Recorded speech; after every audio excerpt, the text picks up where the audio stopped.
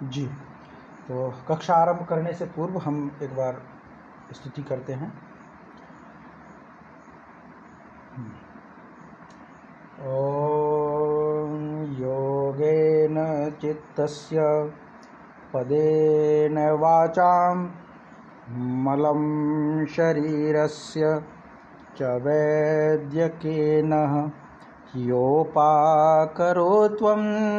प्रवरं मुनीनां पतञ्जलिं प्राञ्जलिरानतोऽस्मि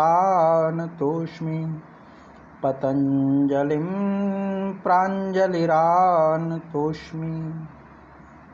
जी, हमारे इस योग दर्शन की कक्षा में आप सबका स्वागत है। और कल जो हमारा विषय चल रहा था उसी विषय को थोड़ा विस्तार करते हुए आगे बढ़ाते हुए हम आज का अगला विषय यहाँ पर पढ़ रहे हैं। और यह अगला विषय है हमारा, जो हमने कल पढ़ा था उसी का आगे का विषय है। माने इसको हमने कल डिस्कस किया था और ये भी था कि आपके अगले पाठ्यक्रम में आ सकता है। पाठ्यक्रम में आगे की उस सिलेबस में आने की संभावना थी और जो आया भी है। तो इसको हम थोड़ा पढ़ते हैं। यह विषय है पूरा हमारा चित्तवृत्तियों का। चित्तवृत्तियाँ, जिसके विषय में कहा था कि योगश्चित्त वृत्ति निरोध, तो चित्त की वृत्तियों को निरोध करने पर ही योग होता है। जो ये बात कहेगा, और योग का अर्थ समाधि से है, तो वो चित्त वृत्ति है क्या, ये एक समझना है। तो यहाँ की जो अवतरणिका है, अवतरणिका में कहा गया है कि ताह क्लिष्टाश्च पंचधा वृत्तयः। पंचधा वृत्तयः, पंच प्रकार की, पंचधा पांच प्रकार की वृत्तियाँ होती हैं। और जो कैसी, क्लिष्ट और अक्लिष्ट, क्लिष्ट और अक्लिष्ट दो प्रकार की हैं। ये इसका पूरा अर्थ है। तो अब आगे जो है छठवीं कारिका में हम चित्त वृत्तियों को समझेंगे। तो चित्त वृत्तियाँ क्या हैं, इसमें आसानी से ये हो जाए, क्योंकि इसमें व्यास भाष्य नहीं है, क्योंकि इसमें कोई इतना विशेष उनको लगा नहीं होगा व्यास जी को जो इसमें लिखना हो, इसीलिए व्यास भाष्य इसमें उपलब्ध नहीं है। तो हम इस सूत्र को पढ़ेंगे और फिर आगे बढ़ेंगे। तो ये है प्रमाण, विपर्यय, विकल्प, निद्रा, स्मृतयः। स्मृतयः और स्मृतयः बहुवचन में है। इसका शब्द जो बनेगा, शब्द रूप बनेगा स्मृति, दूसरा बनेगा स्मृति, बड़ी ती, इस तरह से, और स्मृतयः इस प्रकार से। ये तो स्मृतयः अर्थ बहुवचन में है। ये जो स्मृतयः है तो बहुवचन में क्यों, क्योंकि ये पूरी पांचों एक शब्द के साथ जुड़ी हैं, पूरा एक पद है। तो अंतिम जो है उसको बहुवचन कर देते हैं, उसको बहुवचन करके सिद्ध कर देते हैं कि पूरा एक है। तो प्रमाण, विपर्यय, विकल्प, निद्रा, स्मृति, ये पांचों एक साथ हैं। तो प्रमाण, विपर्यय, विकल्प, निद्रा, स्मृति, ये पांच प्रकार की वृत्तियां हैं जिनका लक्षण आगे के सूत्रों में बतलाया गया है। आगे के सूत्रों में बतलाया गया है। तो अब ये जो सूत्रों में बतलाया गया है पांचों का अर्थ, वह जो है हम पढ़ेंगे। पर हमारे सिलेबस में जो है सिर्फ छठवां है, और छठवें के बाद फिर सातवां, सातवें के बाद शायद 12वां है। एक बार थोड़ा कंफर्म किए लेते हैं इस विषय में। तो शायद पूरा नहीं है, पूरी इनकी परिभाषा इसमें नहीं दी हुई है अपने सिलेबस में। तो उसके अकॉर्डिंग फिर हम आगे बढ़ते हैं। हाँ, समाधि पाद का जो हमने पहला सूत्र पढ़ लिया, दूसरा पढ़ लिया, छठवां सूत्र ये है, सातवां, और सातवें के बाद फिर 12वां है। तो संक्षेप में हम जरूर पढ़ सकते हैं परिभाषाएं, पर व्याख्या रूप में, भाष्य के रूप में, परीक्षा की दृष्टि से पढ़ने का कोई विशेष उसमें निर्देश नहीं है। तो अभी इस सूत्र में, छठवें में तो कोई विशेष बात जानने की नहीं है, सिर्फ ये है, क्योंकि इसकी व्याख्या आगे के सूत्रों में है, इसमें व्याख्या नहीं है। इसमें तो सिर्फ एक सामान्य परिचय दिया पंचवृत्तियों का। और पांच ये वृत्तियां जो हैं वो चित्त के स्तर पर हैं। चित्त माने, इसको दो तरह से याद कर सकते। चित्त का मतलब जो चिंतन करे, चिंतनशील हो, चिंतनीय शक्ति जो है, माने चिंतन करने योग्य, चिंतन जो करे। और एक होता है आत्मा, मन की वह अवस्था, स्मृति रखे जो है ना, मन की अवस्था है ये, और कैसी अवस्था है, जो स्मृति से संबंधित हो, याद रखने वाली, स्मृति के संबंध में। तो चित्त को दो स्पष्ट में। तो यह जो स्थिति है चित्त की, वह 5 हिस्सों में बटी है वृत्तियाँ। 5 वृत्तियाँ हैं, 5 वृत्तियों में ये बटा हुआ है। तो प्रमाण, विपर्य, विकल्प, निद्रा, स्मृतया, ये 5 सिद्धियां हैं। ठीक है, तो इसको इतना ही करते हैं, फिर आगे के सूत्रों में हम आगे बढ़ते हैं, क्योंकि इसमें सिर्फ नाम है, नाम के अलावा और कोई विशेष इसमें निर्देश नहीं है, और विशेष निर्देश करने का कोई विशेष अभिप्राय भी नहीं है इसमें करने का। माने जो ये पुस्तककार हैं, जो ग्रंथ लिखने वाले हिंदी व्याख्या, तो उसमें जो है योग दर्शन में 5 वृत्तियां को स्वीकार किया। वो सामान्य बात है। अब आगे बढ़ते हैं इसकी कारिका को लेकर के। 6वीं हो गई, 7वीं जो कारिका है उसको हम देखते हैं। हाँ, ये हालांकि हम इसको पढ़ चुके थे विस्तार से, पर एक बार और इसमें व्यास भाष्य के साथ पढ़ते हैं। व्यास भाष्य के साथ थोड़ा अलग इसका अनुभव रहेगा। तो ये जो हमारा अनुभव है,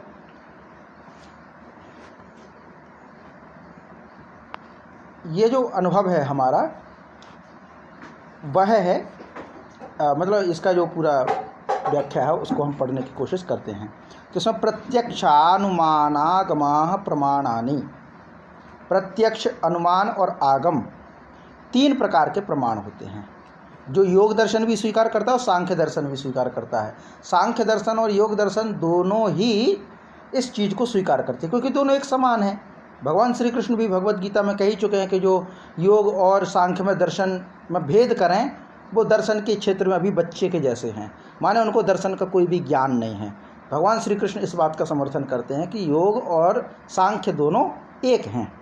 तो यहाँ पर ये भी है, बस अंतर इतना है, जो अंतर है वो इतना ही है कि योग जो है वो शेश्वर सांख्य है, क्योंकि सांख्य दर्शन ईश्वर को नहीं मानता और योग दर्शन ईश्वर को मानता है, उसकी लक्षण करता है, एकमात्र तत्व है। तो सांख्य के जो तत्व हैं वो 25 हैं, योग के जो तत्व हो जाते हैं वो 26 हो जाते, क्योंकि ईश्वर को मिला के इतना मात्र अंतर है। तो प्रमाण वही हैं जो सांख्य के हैं। तो प्रत्यक्ष, अनुमान, आगम, दीर्घ संधि होकर के प्रत्यक्षानुमानागमः, प्रत्यक्षानुमानागमः।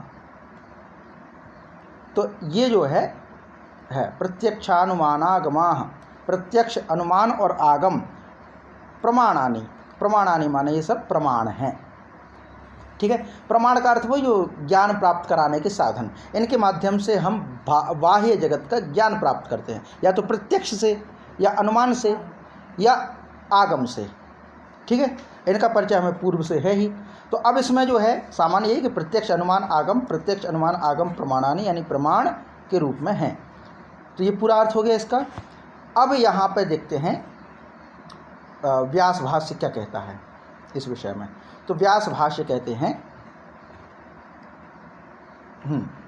तो इंद्रिय प्रणालिकया, इंद्रिय प्रणालिकया माने इंद्रिय प्रणाली के द्वारा चित्तस्य, चित्त की बाह्य वस्तु उपरागात तद विषया माने बाह्य वस्तुओं के संपर्क होने के कारण विषय, उस विषय वाली, जो बाह्य वस्तुओं को विषय बनाने वाला, उसकी प्रधानता से। तो इतना हो जाएगा कि बाह्य वस्तु उप। अभी वस्तुप कैसा है, वस्तुप क्या है, तो इसमें क्या होगा, बाह्य एक शब्द होगा, बाह्य, इसको थोड़ा बारीक करते हैं,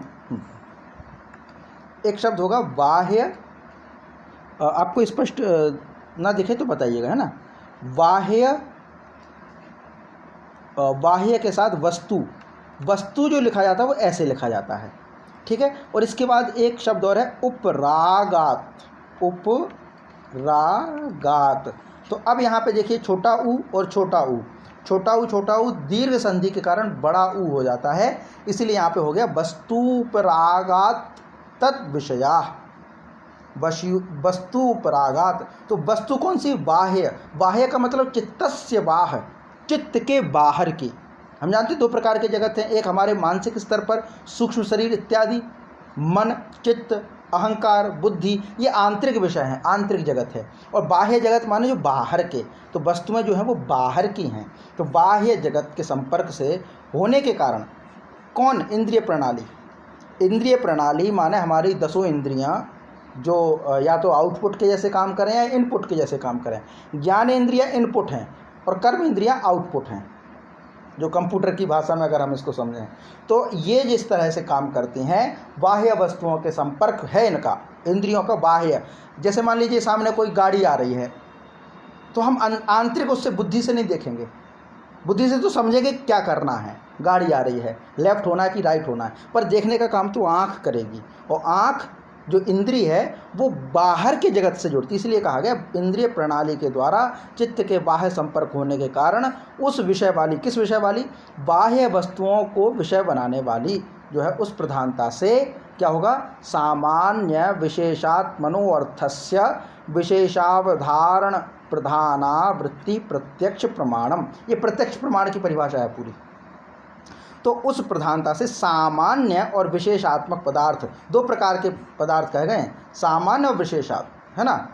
विशेष पदार्थ धर्म का निश्चय करने वाली वृत्ति, माने पदार्थों को देखे, पदार्थों को देखने के बाद सामान्य और विशेष वस्तुओं को देखे, कौन सी वस्तु सामान्य है, कौन सी वस्तु विशेष है, इस तरह से अंतर करने वाला। और ये अंतर जब कर दे तो किस कारण से होगा, वह जो वृत्ति है, वह जो शक्ति है, उसको प्रत्यक्ष प्रमाण कहते हैं। तो प्रत्यक्ष प्रमाण का संबंध है बाहर की वस्तुओं से। और बाहर की वस्तुएं कहाँ के बाहर की, तो कह दिया इंद्रिय संपर्क की। इंद्रिय प्रणाली में, इंद्रिय प्रणाली के द्वारा चित्त के बाहरी वस्तुओं को संपर्क होने के कारण उस विषय का बोध कराने वाली, कैसा बोध, तो सामान्य और विशेषात्मक पदार्थ का, कौन सा पदार्थ सामान्य है, कौन सा पदार्थ विशेष है, इस तरह का बोध कराने का या इसके धर्म का निश्चय करने वाली पद्धति जो है वह प्रत्यक्ष प्रमाण है। तो प्रत्यक्ष प्रमाणम, प्रत्यक्षम प्रमाणम, प्रधान वृत्ति, अवधारण प्रधान व्यक्ति है ना, वृत्ति वो कौन सी है, प्रत्यक्ष प्रमाणम। इतना हो गया। फिर आता है फलम अविष्टम, फलम अविशिष्टम, अविशिष्टम, विशिष्ट का उल्टा अविशिष्टम, तो फलम अवशिष्टम, फलम अवशिष्टम, पौरुषेयश चित्तवृत्ति बोध। तो इसका मतलब क्या है कि उस प्रमाण के समान रूप वाला पौरुषेय बोध, पौरुषेय बोध यानी पुरुष का जो ज्ञान है वह ही प्रत्यक्ष प्रमाण का फल है। प्रत्यक्ष प्रमाण का फल क्या, अगर पूछा जाए कि भाई प्रत्यक्ष प्रमाण आपको हो गया तो फल क्या है उसका, प्रश्न ये है, फल किसको कहेंगे हम, तो फल क्या है। मान लीजिए प्रत्यक्ष प्रमाण है, हमने ये देखा इंद्रिय संपर्क से कि सामने गाड़ी रखी है, तो हमने उसका फल क्या जाना कि प्रत्यक्ष से जाना, तो फल क्या होगा, तो वो कहते हैं फल क्या है, तो उस प्रमाण के समान दूसरा समान रूप वाला, उस प्रमाण के समान रूप वाला पौरुषेय बोध, माने पुरुष का वह ज्ञान ही प्रत्यक्ष प्रमाण का फल है। मतलब कई पूरे जंजाल क्यों हैं, आँख, गाड़ी को जानना, मन, बुद्धि, ये सब क्यों, किसके लिए, ये पूरे संस्थान बनाए क्यों हैं, जैसे डिपार्टमेंट हैं, किस लिए, उद्देश्य क्या होता है हमारा। जैसे अगर राजनीतिक भाषा में कहें कि हमारी कलेक्ट्रेट है, एसडीएम है, तहसीलदार है, पूरी संसद प्रणाली बनाई गई है, उद्देश्य क्या है, जनता की सेवा, लोकतंत्र को सफल सुरक्षित करना। तो इस पूरे के तंत्र का क्या है कि इंद्रिय है, प्रत्यक्ष प्रमाण है और वो बाहर के संपर्क से जुड़ी हुई है।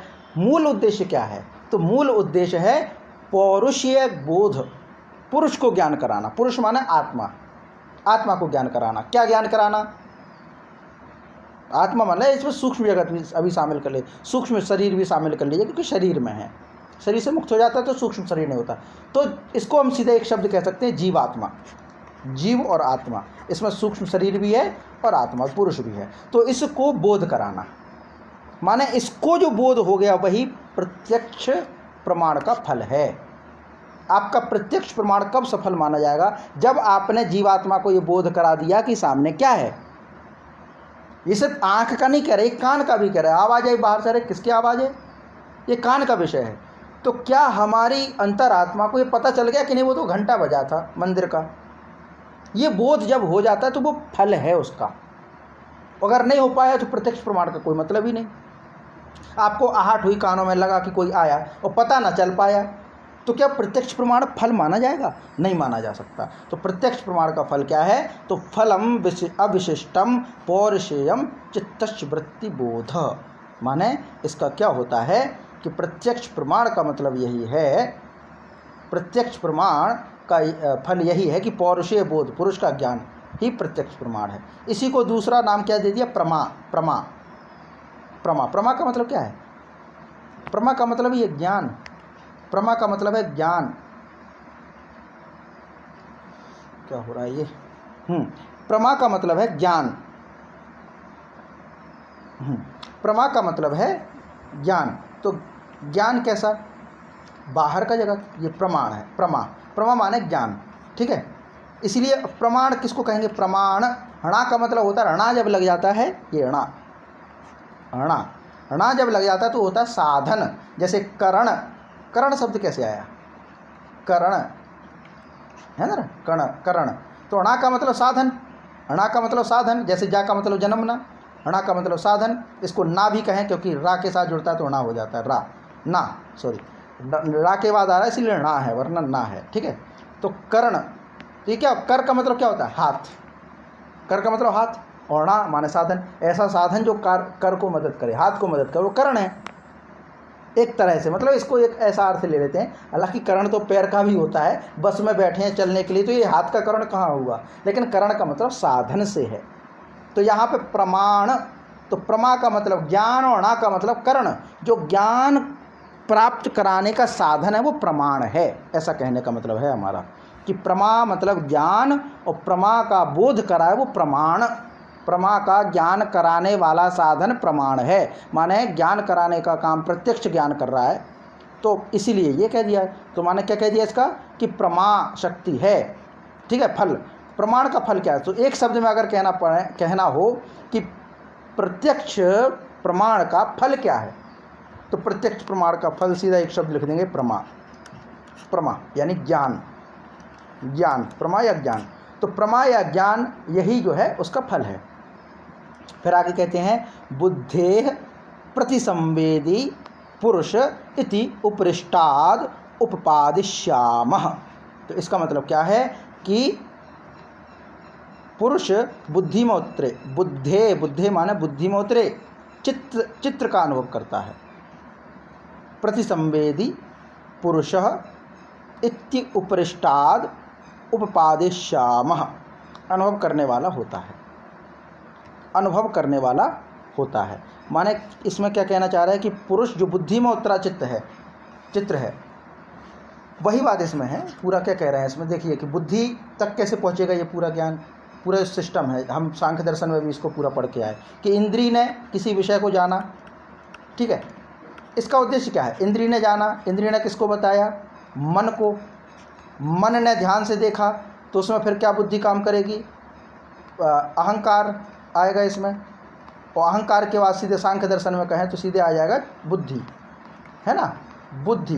तो बुद्धि में मान लो कोई चित्र उतरा, किस कारण से? क्योंकि इंद्रिय, हमने किसी उसको देखा, गाड़ी को देखा या फूल को देखा, आँख के द्वारा पहुँच करके मन तक पहुँचा, मन लगा के हमने देखा, तो अहंकार तक ये मेरा कोई संबंध है क्या? नहीं है। आत्मबोध का उसमें हुआ, मतलब आत्म प्रभाव उसमें दिखा। उसके बाद फिर पहुँचेगा बुद्धि तक।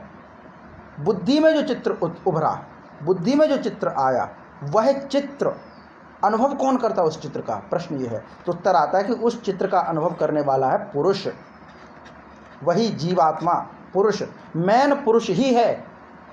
सब बह करके सारा ज्ञान पुरुष तक ही पहुंचता है, अनुभव करने वाला है। वो एक्शन नहीं करे, बुद्धि वो देखेगा बुद्धि क्या आदेश कर रही है, फूल तोड़ना नहीं तोड़ना, फूल तोड़ना नहीं तोड़ना, ये कौन आदेश कर रहा है? बुद्धि। बुद्धि का काम ही है, क्योंकि बुद्धि ज्ञान देती है। पुरुष तो निर्गुण है, उसको तो गुण है ही नहीं कुछ, ना जरूरत है उसको। इसलिए ये पूरा ये कहा है, इसलिए पूरा ये कहा है कि पुरुष क्या करता है? पुरुष बुद्धि में उतरे चित्र का अनुभव करने वाला होता है। तो बुद्धि में जो चित्र पहुंचा, पूरी प्रक्रिया से अंत में पहुंचने वाला है बुद्धि में। तो बुद्धि तक जो चित्र पहुंचा, बुद्धेः प्रतिसंवेदी पुरुषः इति उपरिष्टात्, उपरिष्टात्, उपरिष्टात् माने उतरने वाला, है ना। वह कौन अनुभव करेगा? बुद्धि, है ना। फिर आगे क्या है? इसके आगे चित्ते प्रति संक्रमायाः, ये योग का अगला सूत्र है, ये आगे का, इसका कोई ज़्यादा विशेष महत्व नहीं है। अब आगे क्या कहते हैं? अनुमेयस्य, आगे का ये कौन सा था? प्रत्यक्ष प्रमाण हुआ इतना। प्रत्यक्ष प्रमाण ये पूरा हो गया। प्रत्यक्ष प्रमाण में हमने 2-3 बातें जानी कि बाहर की वस्तुओं का बोध कराने वाला प्रत्यक्ष प्रमाण होता है। इसके बाद जो है इसका फल होता है प्रमा या पौरुषेय बोध, पौरुषेय बोध, पुरुष को बोध हो जाए। और फिर बुद्धि में जो चित्र उतरने वाला है, पुरुष उसका अनुभव करने वाला। ये 3-4 बातें हमने जानी प्रत्यक्ष प्रमाण के बारे में। अब अनुमेय के बारे में हम क्या जानेंगे? तो अनुमेय के बारे में हम जानेंगे कि तुल्य जात्वेषु अनुवृत्तो। अब ये कौन सी संधि हो गई यहाँ पे? इसको थोड़ा हम इरेज कर दें, जगह मिल जाए, है ना। तो यहाँ कौन सी वृत्ति आ गई? यहाँ कौन सी वृत्ति आ गई? यहाँ पर अनुमेय से वृत्ति नहीं, संधि। कौन सी संधि है? जात्येषु अनुवृत्तो, जात्वेषु अनुवृत्तो।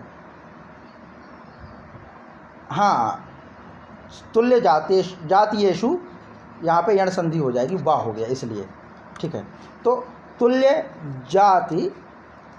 जातीयेषु अनुवृत्तो भिन्न जातीयेभ्यो व्यावृतः संबंधो यस्तद् विषया सामान्यावधारण प्रधाना वृत्तिम अनुमानः। अब अनुमान की परिभाषा क्या दे रहे हैं कि अनुमेय के तुल्य जातीय वस्तु में अनुव्रत और भिन्न जाति वस्तु से व्यावृत जो संबंध है, उसको विषय बनाने वाली पदार्थ को सामान्य धर्म,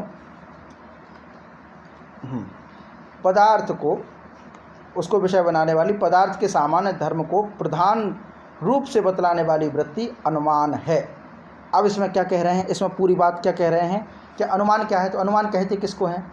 अनुमान होता है ऐसी वस्तु जो प्रत्यक्ष रूप से न दिख रही हो, तब हमें अनुमान की ज़रूरत पड़ती है, तब हमें अनुमान की ज़रूरत पड़ती है। तो इसमें क्या कह दिया है कि अनुमेय माने क्या होता है? अनुमेय माने जिसको जाना जाए। जैसे धुआं से हम आग का अनुमान करें, धुआं उठता दिख रहा है तो हम अनुमान करेंगे आग का, तो आग क्या हो गया? अनुमेय। अनुमेय तुल्य जातीय वस्तु में, तुल्य माने समान, जिससे एक ही जाति प्रकार, एक ही प्रकार की वस्तु में अनुव्रत, अनुमेय के तुल्य जातीय वस्तु में अनुव्रत और भिन्न जातीय वस्तु से व्यावृत। 2 शब्द हैं, एक है अनुव्रत इसके अनुसार, है ना, और एक होता है व्यावृत इसके विपरीत। तो तुल्य जाति में, समान जाति में, किसके समान? अनुमेय वस्तु के तुल्य जाति वस्तु में और भिन्न जाति से व्यावृत में जो संबंध है, उसको जो विषय बना ले, उसको जो विषय बनाए वही जो वृत्ति है वो अनुमान वृत्ति है। इसमें थोड़ा शास्त्रीय भाषा में बताया, इसलिए थोड़ा कठिन लग सकता है। इसमें क्या है? 2 शब्द हमें ध्यान रखना है, तुल्य जातीयेषु अनुवृत्तो, तुल्य जातीयेषु अनुवृत्तो और भिन्न जातीयेभ्यो व्यावृत्तो। इसमें जो संबंध है यह तद विषय सामान्य अवधारण प्रधाना वृत्तिम अनुमानम। तो अब इसमें क्या है देखिए जरा कि अनुमेय के तुल्य जातीय वस्तु में अनुव्रत और भिन्न जातीय वस्तु में व्यावृत, इन दोनों में जो संबंध है उस संबंध को विषय बनाने वाली पदार्थ के सामान्य धर्म को प्रधान रूप से, मुख्य रूप से पदार्थ का जो सामान्य धर्म है वो पदार्थ के सामान्य धर्म को प्रधान रूप से बताने वाली जो वृत्ति है वो अनुमान है। ये इसमें उदाहरण थोड़ा हम पढ़ते हैं, शायद स्पष्ट हो। यथा देशांतर प्राप्तेर गतिमत चंद्र तारकम चेत्रवत विंध्यश्चा प्राप्तिर अगति। जिसमें क्या कहते हैं, जैसे कि कोई वस्तु एक प्रदेश में हो वही कालांतर में भिन्न देश में दिखाई दे, तो इससे ज्ञात होता है कि उस वस्तु में गति है, उस वस्तु में गति है। क्या कहा कि कोई वस्तु एक प्रदेश में हो, ठीक है, और वही कुछ समय बाद दूसरे देश में भी देखने को मिल जाए, तो इससे क्या पता चलेगा? या तो संख्या में ज़्यादा हो पर एक ही चीज़, ये एक ही कोई वस्तु हो जो एक प्रदेश में देखी जाए फिर दूसरे प्रदेश में देखी जाए, तो इससे क्या पता चलेगा कि वस्तु में गति है। जैसे चंद्रमा और तारे एक देश में दृष्टिगत होकर कालांतर बाद अन्य देश में देखे जाते हैं, इससे चंद्रमा और तारों में गति सिद्ध होती है। ये थोड़ा इन्होंने अलग तरीके से कह दिया, तो ठीक है, पर ये भी इनका कहना है। इससे चंद्रमा और तारों की गति सिद्ध होती है, जिस प्रकार चैत्र नामक व्यक्ति में गति सिद्ध होती है। ये पता नहीं, ये थोड़ा घुमा के कर दिया ज़्यादा, इससे अच्छा तो वो ज़्यादा अच्छे से बता रहे थे जो सांख्य की परिभाषा में थी। तो ये तो व्यास वृत्ति है, इसीलिए तो पढ़ना पड़ेगा। पर अनुमान को हम बहुत अच्छे से जानते हैं कि आग का ज्ञान करना, तो आग का ज्ञान कराने में जो शक्ति काम करे, जो कुछ प्रक्रिया काम करे, वो अनुमान है। पर यहाँ पर जो कहते हैं कि यथा देशांतर प्राप्तिर, जो जैसे कि कोई वस्तु देशांतर प्राप्तिर गतिम, देशांतर प्राप्तिर माने दूसरे देशों में, अनंतर देशों में प्राप्त हो, तो इसमें गति प्राप्त होती है। जैसे चंद्र तारकम चैत्रवत, विंध्यश्च अप्राप्तिर अगति। तो अब इसमें क्या कहते हैं कि देखिए दो उदाहरण इन्होंने दिए, चंद्र तारे के और चैत्र, चैत्र पता नहीं क्या पुरुष का नाम दिया, क्या दिया इन्होंने। तो जैसे देशांतर गतिर, देशांतर प्राप्तिर, एक देशांतर का मतलब क्या है, एक देश से दूसरे देश में, वो देशांतर। तो एक देश में कोई वस्तु प्राप्त हो रही है, वही दूसरे देश में वस्तु प्राप्त हो, तो उसको चंद्र तारकम का उदाहरण देकर के, चैत्रवत का उदाहरण देकर के ये गति समझाई है, प्राप्ते है गति। और फिर इसको उल्टे क्या समझा दिया, विंध्यश्च अप्राप्तिर अगति। तो विद्या बोले ये चंद्र तारे आपको दूसरे देश में देखने को मिल रहे हैं, अमेरिका में भी हैं, भारत में भी हैं, अफ्रीका में भी हैं वही चंद्र तारे। तो इसका मतलब क्या कि गति हो रही है, या तो हम में या चंद्रमा तारों में, है ना। तो गति हो रही है, ये तो गति का उदाहरण दे दिया। कोई एक व्यक्ति है, मान लीजिए इसमें व्यक्ति, चैत्र का नाम व्यक्ति माना, ऐसे महीना होता है, पर चैत्र नामक कोई व्यक्ति मान लो, या चैत्र की जगह कोई और नाम रख लीजिए। कोई व्यक्ति यहाँ आपके घर पे देखा गया, वही व्यक्ति, उसी नाम का व्यक्ति, ऐसा नहीं डुप्लीकेट, वही व्यक्ति आपको दूसरी जगह दिखे, तो आप क्या कहेंगे कि उसकी गति हुई। तो सिद्ध क्या होता है उससे कि गति हो रही है। अब ये तो हो गई गति, गति को सिद्ध करना है। और दूसरा करना है अगति। अगति क्या होगा, तो विंध्य पर्वत एक देश में तो दिखाई देता है, लेकिन दूसरे देश में दिखाई ना देता है, क्योंकि उसमें गति नहीं होती है, ये सिद्ध होता है। ये यहाँ पे इन्होंने सिद्ध किया, माने ये क्या सिद्ध कर दिया, विंध्यांश्च अप्राप्तिर अगति। विंध्य देश की विंध्य पर्वत, विंध्यांचल पर्वत, विंध्यांचल पर्वत एक क्षेत्र में प्राप्त होगा, दूसरे में नहीं। जैसे एक कहीं जहाँ पे विंध्यांचल पर्वत दिख रहा है, वो दूसरी जगह तो आएगा नहीं, दूसरी जगह तो दिखाई नहीं देगा। इसका मतलब क्या, विंध्यांचल में गति नहीं है। पर चैत्र नाम का व्यक्ति, इसके अनुसार चैत्र नाम का व्यक्ति दूसरे देश में था, दूसरी जगह था, वो हमें यहाँ भी दिख रहा है, फिर थोड़े और आगे गए वहाँ भी दिख रहा है, फिर और आगे गए तो वहाँ भी दिख रहा है। तो इसका मतलब क्या है, उसमें गति है, इसीलिए वो दिख रहा है हमें। तो गति और अगति का इन्होंने संबंध बताया है। तो अनुमान के माध्यम से कि शायद इसमें गति हो, जबकि आपने गति नहीं देखी, जबकि आपने इसमें गति नहीं देखी। तो जो वस्तु दिख रही है, उस वस्तु से जो नहीं दिख रही है उसकी कल्पना करना, उसके बारे में ज्ञान प्राप्त करना अनुमान होता है। पर हमें जहाँ तक लगता है, यहाँ अनुमान को पूरी तरीके से सिद्ध करने के लिए कितना भी कोशिश की गई हो, पर ये शायद अनुमान को उतने ज़्यादा अच्छे से परिभाषित नहीं कर पा रहा है, जैसे कि सांख्य में कर रहे हैं। क्योंकि ये तो ठीक है, उन्होंने कह दिया गति का अनुमान, गति प्राप्त करना, तो हम जो तारे चांद दिख रहे हैं, या चैत्रवत कोई व्यक्ति दिख रहा है, चैत्र के समान कोई व्यक्ति दिख रहा है, तो उसकी गति की कल्पना की गई है यहाँ पे। और विंध्यांचल पर्वत में गति नहीं है, तो वहाँ अगति को जाना गया है। पर इससे अच्छा तो दूसरा भी उदाहरण हो सकता था, आग और धुएं का। ज़्यादातर न्यायिक उसी को, न्यायिक हों या सांख्य दर्शन को समझने वाले हों, जितने भी दार्शनिक हैं, अधिकतर प्रयोग करते हैं ये धुआं अग्नि वाला उदाहरण अनुमान को सिद्ध करने में। ये तो इतना हो गया अनुमान।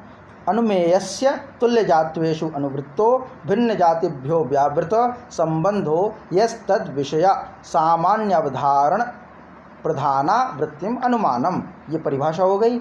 यथा देशांतर प्राप्तिर गतिम च चंद्र तारकम चैत्रवत गतिवत, ये गतिमत होगा, गतिमत है ना, चंद्र तारकम चैत्रवत। फिर आगे आता है विंध्यांश्चा प्राप्तिर अगति, इतना हो गया। फिर आगे कहते हैं आप्तेन दृष्टो अनुमितो वार्थः, दृष्टो अनुमितो वार्थ परत्र स्वबोध संक्रांतये शब्देनोपदिश्यते शब्दात् तदर्थम विषयावृत्ति श्रोतुरागमः, श्रोतुरागमनः आगमः। तो मतलब इसमें क्या कहते हैं आगे के इसमें कि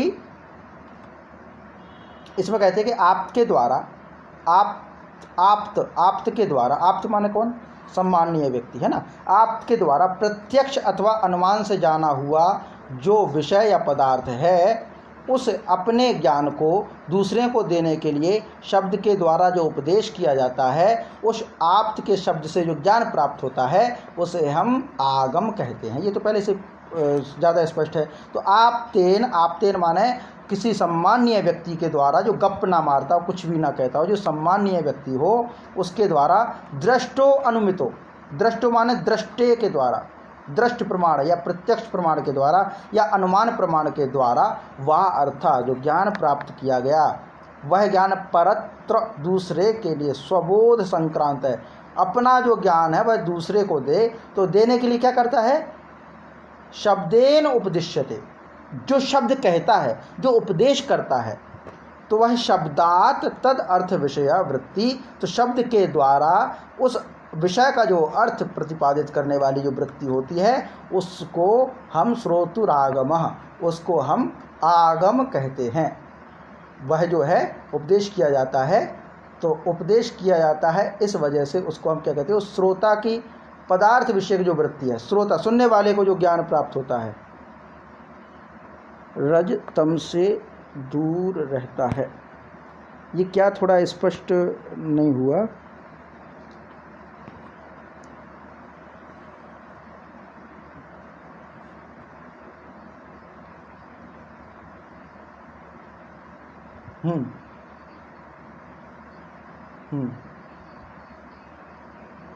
जी।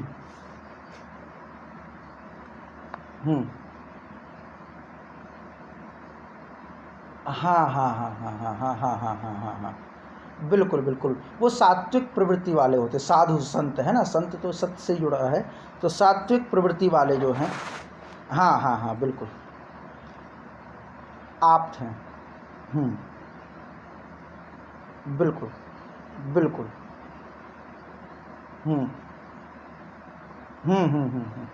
बिल्कुल बिल्कुल। हाँ, तो वो आप थे, उसमें रजस और तमस नहीं है, ये दोष नहीं है, उनमें सात्विकता ज़्यादा, और सात्विकता ज्ञान के लिए है। तो उनके जो अनुभव है, वो जो ज्ञान है, वो चाहे प्रत्यक्ष लिया हो उन्होंने अथवा अनुमान लिया हो, पर वो जो शब्द देते हैं हमें, वो जो शब्द के रूप में हमें ज्ञान उपलब्ध कराते हैं, वह आगम है। तो श्रोता की पदार्थ विषयक जो वृत्ति है, श्रोता की वृत्ति है, वो आगम होगा। माने श्रोता ने जो प्राप्त किया वो आगम प्रमाण है, कहने वाले का आगम प्रमाण नहीं है, सुनने वाले को प्राप्त हो, इसलिए ये इतना हो गया आगम प्रमाण है।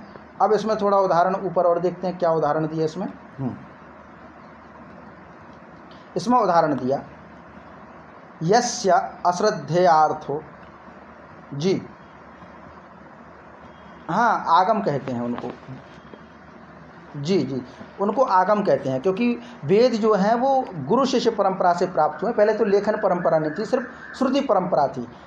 तो श्रुति भी वेद का ही अर्थ है। माने अगर श्रुति कहते तो वेद का ही पर्याय है, वेदों को श्रुति भी कहते हैं, और आगम भी कहते हैं, क्योंकि वो आगम प्रमाण से प्राप्त हुए हैं, आगम के द्वारा प्राप्त हुए हैं। इस प्रकार से निगम भी हैं, ऐसे कई सारे शब्द हैं, तो उसमें आगम भी स्वीकृत है वेदों का नाम, और श्रुति तो कहते ही हैं जी। फिर आगे कहते हैं जी, हाँ, बिल्कुल। फिर आगे है यस्य अश्रद्धेयार्थो वक्ता न दृष्टानुमितार्थ स आगम प्लवते, मूल वक्तारि तु दृष्टानुमितार्थे निर्विप्लवम स्यात्। तो इसका आगे क्या है कि इसके विषय में आगे कहते हैं जिस आगम का वक्ता श्रद्धा के योग्य नहीं है, और जिस वक्ता ने प्रत्यक्ष व अनुमान से पदार्थ को नहीं जाना, वह आगम प्रमाण की कोटि से गिर जाता है। माने जिस आगम का वक्ता श्रद्धा के योग्य नहीं है, माने आगम ज्ञान को कोई ऐसा वक्ता कह रहा है जिसके प्रति श्रद्धा नहीं है ना, वह, और दूसरा जिस वक्ता ने प्रत्यक्ष अथवा अनुमान से पदार्थ को नहीं जाना, वह आगम नहीं माना जाएगा, वह आगम प्रमाण नहीं माना जाएगा। ये बात कही गई है। माने एक तो श्रद्धेय होना चाहिए, श्रद्धेय, इसलिए जो प्रवचन करने वाले हैं, तो प्रवचन किस तरह का होता था पहले, वो अपनी क्रिया विधि के अनुसार भी प्रवचन सिर्फ जुबान से नहीं होता, उनके पूरे कार्यों से श्रद्धा प्रकट करें। तो अगर कोई आगम का वक्ता, आगम ज्ञान को देने वाला, वेद का ज्ञान देने वाला वक्ता श्रद्धा के योग्य नहीं है, तो वह आगम प्रमाण से गिर जाता है। और जिस वक्ता ने प्रत्यक्ष और अनुमान से पदार्थ को नहीं जाना तो वह भी आगम कोटि के प्रमाण से गिर जाता है। वो ऐसा नहीं उसने जाना हो कम से कम, जिसको हम पढ़ रहे हों, है ना। अब जैसे मान लीजिए हम किसको पढ़ रहे हैं, हम तो पतंजलि को पढ़ रहे हैं ना, महर्षि पतंजलि को पढ़ रहे हैं। अब ये आज की व्याख्या आ गई वो तो ठीक है, उन्होंने उस पदार्थ को ना तो आगम रूप से ना तो प्रत्यक्ष रूप से जाना, ना अनुमान रूप से जाना। उन्होंने आगम से जाना, उन्होंने हमें दे दिया, हम आगम से जान रहे, हम दूसरे को दे रहे, हम आगम से जान, तो क्या वो ज्ञान वही रहेगा? नहीं रहेगा। तो जो आपने जाना, कहाँ से जाना?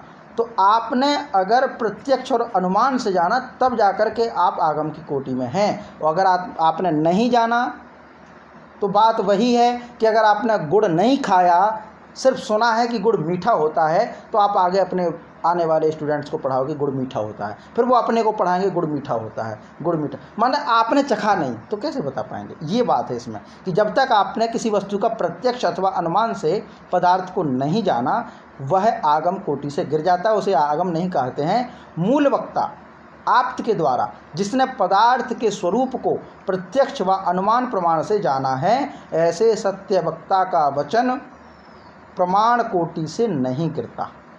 तो माने आगम प्रमाण ऐसा नहीं है कि आजकल की किसी को भी हम कह दें हाँ आप आगम हो गए। आजकल का कोई व्यक्ति आए उठ करके और कह दे कि वेदों में ये है, अब किसी का नाम क्या ही लेना, बहुत सारे लोग गुरु लोग हैं जो ज्ञान देते रहते हैं वेदों के ही, पर उन्होंने ना तो तत्व से उसको जाना है, ना प्रत्यक्ष से, ना अनुमान से, और वो प्रवचन करते रहते हैं क्योंकि उन्होंने ऐसा अर्थ लगा लिया, ऐसा अर्थ लगा लिया। तो वो सत्य वक्ता नहीं है, वो आगम नहीं माने जाएंगे, वो आगम प्रमाण की कोटि में नहीं आएंगे। ये पूरा इसमें है। तो हमने पूरा ये जाना तीनों प्रमाण, प्रत्यक्ष, अनुमान और आगम। एक बार इसका रिवीजन करते हैं फिर आगे देखते हैं। तो इसमें क्या है, ये संस्कृत वाला ही हम देख लेते हैं कि इंद्रिय प्रणालिकया चित्तस्य बाह्य वस्तु परागात तद विषय, उपरागात है ना, ये उपरागात ताका यहाँ पर 2 ता मिल गया, तद विपरीतः, इसमें जुड़ेगा तत्, और ता जब जुड़ रहा है तो इसमें, और फिर आएगा विषय, तद विषय, सॉरी विपरीत नहीं, विषय है। तो बाह्य वस्तु परागात तद विषय सामान्य विशेषात्मनो अर्थस्य विशेषावधारण प्रधान वृत्ति प्रत्यक्षम प्रमाणम। फिर आता है फलम अविशिष्टम पौरुषेयश्चित्तवृत्ति बोध बुद्धेः प्रतिसंवेदी पुरुष इति उपरिष्टाद उपपादिष्यामः। तो माने इंद्रिय प्रणाली के माध्यम से चित्त के लिए बाह्य वस्तुओं का, जो भी विषयों का ज्ञान सामान्य और विशेष के रूप से प्राप्त होता है, वह वृत्ति प्रत्यक्ष प्रमाण के अंतर्गत आती है। और फिर कहते हैं कि प्रत्यक्ष प्रमाण का फल क्या है, तो पुरुषीय बोध, पौरुषीय बोध, पुरुष को बोध हो जाए ज्ञान का, वो प्रत्यक्ष प्रमाण का फल है। दूसरे शब्दों में इसको प्रमा कह सकते हैं। तो कहते हैं, इसको थोड़ा स्पष्ट किया कि बुद्धि में जो चित्र उभरा है वस्तु का, उसको पुरुष समझ पाए, वो प्रत्यक्ष प्रमाण का फल है। दूसरा आया अनुमेय। तो अनुमेयस, अनुमान प्रमाण, अनुमेयस्य तुल्य जातीयेषु अनुवृतो भिन्न जातिभ्यो व्यावृतः संबंधो यस्तद विषया सामान्यावधारण प्रधान वृत्तिर अनुमानम। तो अनुमेय का तुल्य जातियों के अनुवृत्त में यानी साथ में, और भिन्न जातियों के व्यावृत अलग में, कि ये एक जैसी ये अलग है, ये समान है असमान है, इस तरह का संबंध हो करके जो विषय सामान्य अवधारणा और प्रधान सामान्य अवधारणा यानी सामान्य ज्ञान कराए है ना, और प्रधान वृत्ति जो है वह अनुमान है। जैसे देशांतर प्राप्तिर, यथा देशांतर प्राप्तिर गतिमत चंद्र तारकम, गतिमत चंद्र तारकम, गतिमत माने गति वाला है ना, मत का मतलब वाला। तो प्राप्तिर गतिमत चंद्र तारकम चैत्रवत विंध्यश्चाप्राप्तिरगति ही, ये हो गया। माने जैसे देशांतर में एक देश से दूसरे देश में जो प्राप्त हो रहा है उसकी गति है, और जो एक देश के अलावा दूसरे देश में प्राप्त नहीं हो रहा है वो अगति है, वो स्थिर है, उसमें गति नहीं है। ये फिर आता आप्तेन दृष्टो अनुमितो वा अर्थ परत्र स्वबोध संक्रांतये शब्देनोपदिश्यते शब्दात् तद अर्थ विषय वृत्तिर श्रोतुरागमः श्रोतुरागमः। तो आप्तेन माने आप्त के द्वारा, दृष्टे अनुमितो प्रत्यक्ष प्रमाण यथा अनुमान प्रमाण से जो भी अर्थ ज्ञान किया जाता है, उस ज्ञान को, स्वयं के बोध को दूसरों के लिए पहुंचाने के लिए जो शब्दों से उपदेश किया जाता है, जिसे तत्वों का, शब्दों का बोध होता है, शब्दों के द्वारा जो अर्थ विषय बोध कराया जाता है, वह वृत्ति श्रोता के लिए आगम प्रमाण होती है। फिर कहते हैं यस्य श्रद्धेयो अर्थो वक्ता न दृष्टानुमितार्थ स आगम प्लवते। प्लवते माने नष्ट हो जाता, गिर जाता है, डूब जाता है। कैसा? जिसके प्रति अश्रद्धा हो, है ना। जो दृष्टा, जिसने वस्तुओं को जो है प्रत्यक्ष या अनुमान प्रमाण से ना जाना हो, वो आगम के या आगम प्रमाण के कोटि से गिर जाता है। फिर कहते हैं मूल वक्तरी तु दृष्टानुमितार्थ निर्विप्लवः स्यात्। तो निर्विप्लव माने जो गिरे नहीं, हमेशा रहे, वो कैसा होना चाहिए? तो वस्तुओं को, जगत को दृष्ट और अनुमान आर्थ, जो दृष्ट यानी प्रत्यक्ष और अनुमान के माध्यम से वस्तुओं को जो जाने, वही आगम की कोटि से नहीं गिरता। निर्विप्लवम स्यात्, उसी को जो है हम क्या कहते हैं? आगम प्रमाण के योग्य मानते हैं। जी, इसका पाठ कीजिए आप। तो 7 तक की कार्य का पूरे हमारे हो जाएगी। जी जी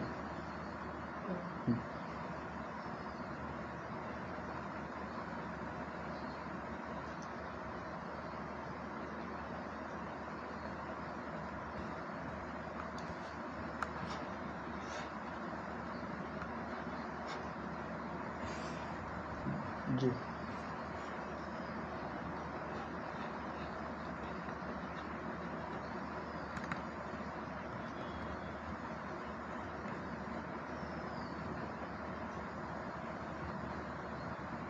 जी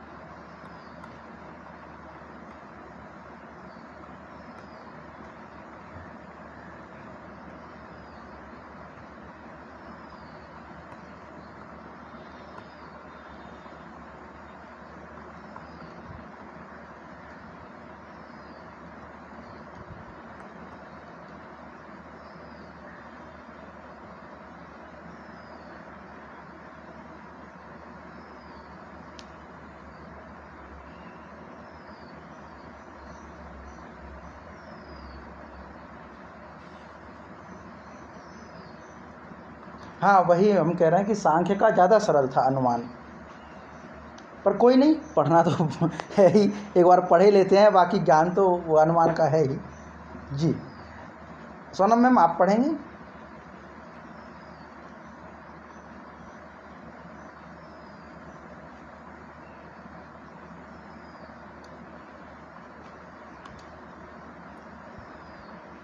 चलिए, कोशिश कीजिए, कोई बात नहीं,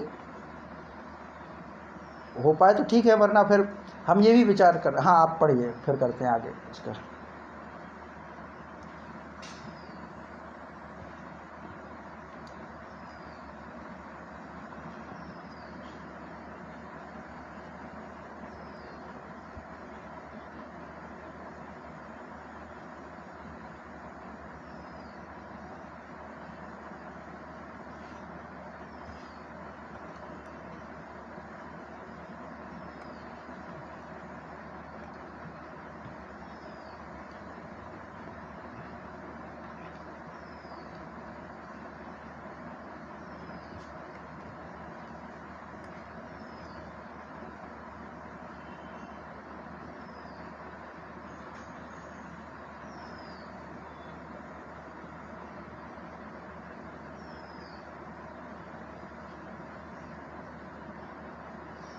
उपरिष्टाद उपपादिष्यामः।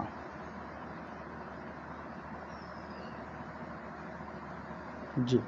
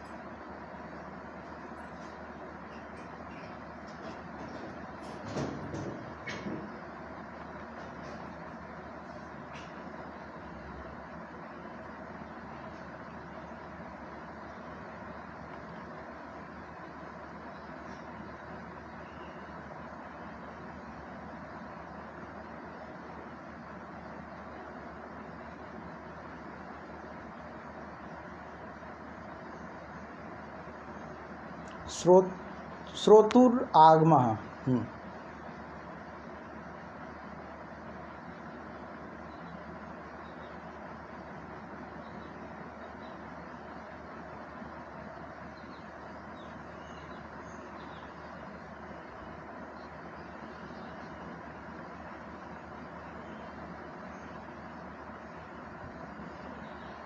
जी ठीक है, तो हमारा ये पूर्ण होता है।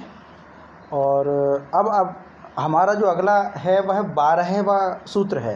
तो 12वां सूत्र हम पढ़ेंगे, क्योंकि इसमें सिर्फ प्रमाण का करा दिया है, बाकी और जो वृत्तियां हैं, चित्त वृत्तियां 4 और उनका इसमें पाठ्यक्रम में नहीं है। तो 12वीं तक सीधे हम पहुंचेंगे, जो हमें लगता है कल की कक्षा में करें, क्योंकि अभी समय भी 8-10 मिनट बचे हैं, तो उतना पूरा हो नहीं पाएगा, है ना।